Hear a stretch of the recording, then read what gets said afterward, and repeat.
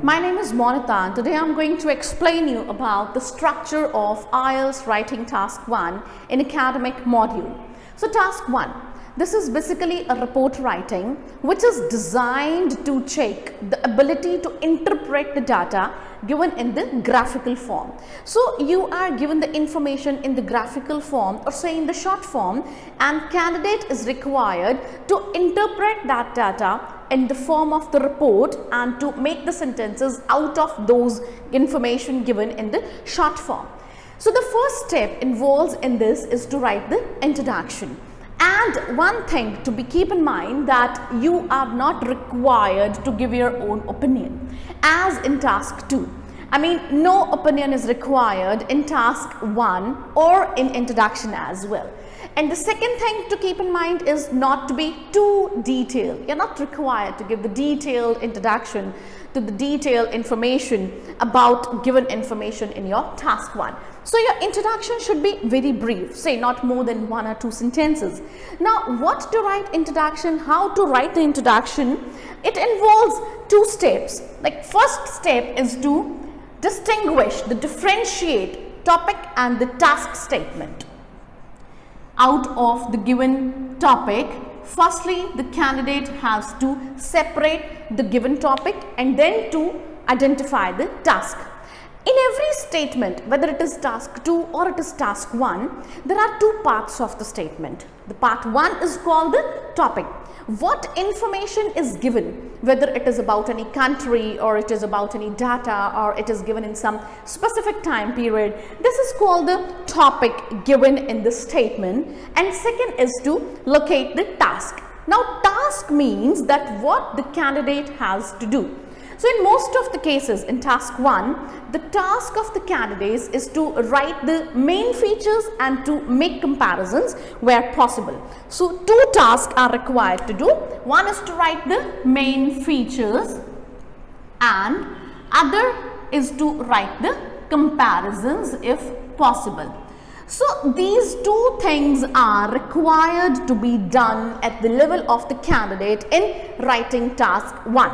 So after separating topic and task, the thing is clear to the candidate that whether he has to look for the main features or also for the comparisons in the given statement, in the given figures. Then candidate has to see what information is given in the vertical or the horizontal axis, on the vertical and on the horizontal axis. Then only the candidate can draft a well designed introduction which should not exceed then 1 to 2 sentences.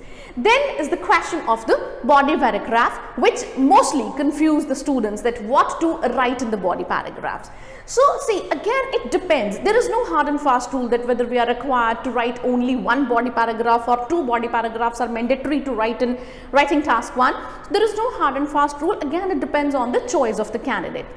In some cases, we are given a single figure where we have to write the main features and the question can be to make comparisons also. So in that case, from the single figure, we can pick up the main features and then we can make the comparisons internally given in 1 figure itself. And in case we are given 2 figures, the task becomes easier. And in that case, in 1 body paragraph, we can give the main trends of the first figure. Main trends of the first figure. I mean to say, if you are given a line graph, the main trend can be increasing or it can be decreasing or there can be stability. This is the main trend, right? So the first sentence in body paragraph 1 should be stating the main trend, that what is the main trend showed in the given figure. So after talking about the main trend, the candidate is required to give the detailed description of the main features.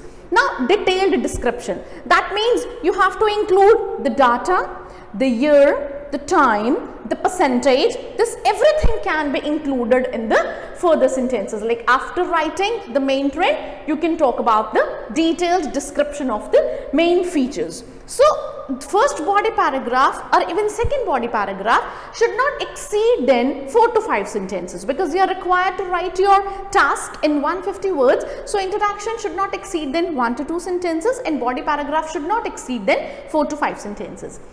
So the main trend of the first figure and detailed description of the main features should be the part of the first body paragraph. Now coherence is also required. It is also checked by the examiner, like whether your task is organized, whether you have started the introduction or the body paragraphs in the proper manner or not.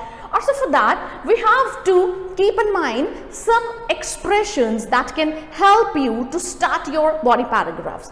Now here are some expressions that can be written for starting the first body paragraph, and the first one that is suggested to write is, it is clearly seen that. Like whatever information, if you are talking about the trend, so you can start the first body paragraph with this phrase that it is clearly seen that. It is clear from the graph that, or it can be it can be clear from the table, it can be clear from the chart. Okay, so this can be the first expression for starting the first body paragraph, that it is clear for the graph that, as the graph shows, as the graph indicates. That can also be the expression to be written initially in the first body paragraph. And the other expression can be, as can be seen from the graph that. So what can be seen? You can write about the main trend. Then you can talk about the detailed description. So this is the structure of the first body paragraph, where you will write the main features of the first graph or the first figure. Then if you are given 2 figures, then you can move to the next figure and you can you can write about the same trends, the same main trends of the second figure, and then the detailed description of the main features of the second figure. So the format can be same, but you can start with moving further to. If here you are talked about pie chart, here you can write, like if you are given the second figure as the table, then you can talk like moving further to the table, moving further to the bar graph, moving further to the pie chart. So this way you can start up the second body paragraph. Moving further to, now turning to the bar graph, going to the table now. So this is the way you can write the second body paragraph, and these are some expressions for the introduction of the paragraphs. So this shows the well organization or the well presentation of the body paragraphs. Now comes the conclusion. So few say we have to write the conclusions, and others say we should not write the conclusion. So I say it is optional. It's up to you. See, the conclusion should not be as detailed as we write in task 2. If you want to write the conclusion, if you want to close your writing task 1 in the proper manner, so you can write it, but not more than 1 or 2 sentences. It should be very much short, So what you can do, if you want to write the conclusion, you can give the comparison. Your task is to write the main features and make comparisons. So since we have written the main features, I repeat, the main features, you're not supposed to write about each and every figure. You're not supposed to include each and every figure in your body paragraphs. There should only be written the main features. So after describing the main features here in the body paragraph, for writing the comparisons, we can choose the concluding part. So in conclusion, you can make the comparisons. Now comparisons say that you can either talk about the similarities or the differences. Like you have seen 2 figures. So what was the similarity in both the figures? That you can write in conclusion. Where was the difference in both the figures? That also you can write in the conclusion part. So I mean that comparisons can be written in the concluding section. And the last thing that you have to keep in mind is the proofreading part. So proofreading again is very important, because examiner will give you the band score on the basis of the 4 things. 4 things will be considered. And the first amongst that is the task achievement. So task achievement, that means what you have to do in the task. Your task is what you have to do. So you have to talk about the main features, you have to talk about the comparisons. If you have written about the main features and if you have made the comparisons also, that means you have achieved the task, and that has the weightage of 25% of your overall band score in task 1. That you have to keep in mind while proofreading, that whether you have achieved the task or not. The second thing that you have to consider is the coherence. Now, coherence is the coherence between the paragraphs, in between the sentences in a single paragraph. That means whether you are using the connectors to combine the meaning of the sentences with each other or not. Like these expressions are also the part of the coherence. Then some other words like similarly, moreover, to make the things more clear, you know, than, on contrary, on contrast. So these are some words. These are also called the signpost words that are giving you the indication that what type of the sentence you are going to write next. If you write the word similarly, that means the word or the sentence that you are going to write next is similar as you have written the previous one. So in this way, if you add such words, that indicates that there is coherence in your writing task, and that also has the weightage of 25%. And now the third thing that examiner is looking for in your writing, that is accuracy.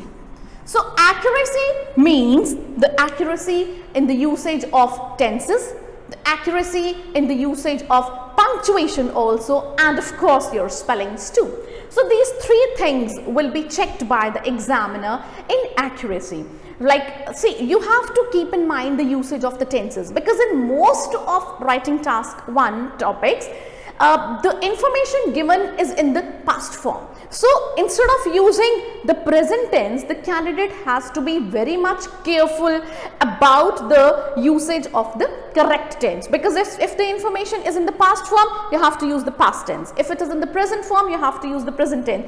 And if it is given in the future form, you have to use will, shall, or it's estimated, you know, it is predicted that, it is assumed that. So such words we can use if the information is, if the data is given in the future form. So candidate has to be very much careful about the usage of the correct tenses, and then you have to keep the punctuation in mind. Punctuation, where to use the comma, where to use the colon, where to use the full stop. So these are some marks for the punctuation the candidate has to keep in mind. And of course the spellings, you should not commit the spelling mistakes, because candidate is also the examiner is looking for these kind of the words as well. If you commit the mistakes at the level of the spelling, then you have to lose your band score for that as well. And of course, one other thing that you have to keep in mind, that is the variety of the sentences. See, if you chop down the sentences always, that means if you always write the short sentences, don't think that that will impress the examiner. You have to write the variety of the sentences, not always the simple sentences, sometimes the compound sentences, the complex sentences. So in every body paragraph, the variety of the sentences should be available for the examiner. If you have written short sentence for the ones, and then you are required to write the complex and then the compound sentence. But make sure that you use the correct tenses. If you are weak at grammar, then it's better to write the short sentences every time. But that of course won't bring the good band score for you. And the last thing, the fourth thing that examiner is looking for after these three is the vocabulary. So that is very important. Vocabulary is very important in writing task 1 as well. You have to write, you have to write the different words if you are even writing about the line graph. And if you're talking about the increasing trend, you are not supposed to write always rise, the information rise, the data rise, the price rise. No.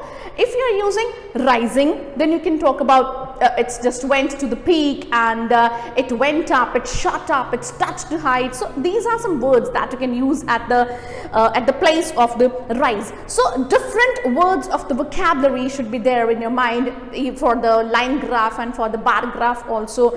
So you have to learn these words, and you can check my other other videos if you want to know about the vocabulary that you can use in the different graphs given in task 1. So these are the 4 things that examiner is looking for in your writing task 1, and after covering all these steps, you have to check whether you have added all these 4 things in your writing task 1. If yes, then yes, you will get the good band score. Thank you very much.